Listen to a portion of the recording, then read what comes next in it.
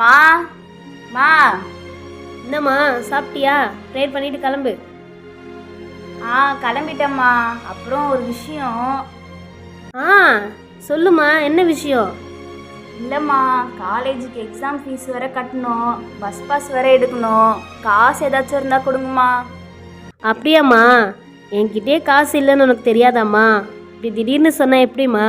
இல்லைம்மா, ரொம்ப நாளைக்கு முன்னாடியே சொன்னாங்க, எல்லாருமே கொடுத்துட்டாங்கம்மா. நானும் இன்னும் 2-3 பேர் தாம்மா தரல. இன்னைக்கு வர லாஸ்ட் டேட்டுன்னு சொன்னாங்க. எப்படியாச்சும் ஏற்பாடு பண்ணி தாங்கம்மா. நானே 4 வீடு 10 பாத்திரம் தேய்ச்சி தான் உன்னையே பார்த்துக்கிறேன்.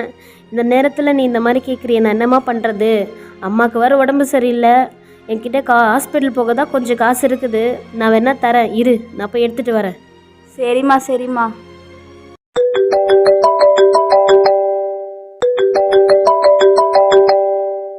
ஹலோ. ஹலோ கேக்குதா? கேது. ஏன் இவ்வளோ நேரம் ஃபோன் அடிச்சுட்டே இருக்கேன், எடுக்கவே மாட்டேற?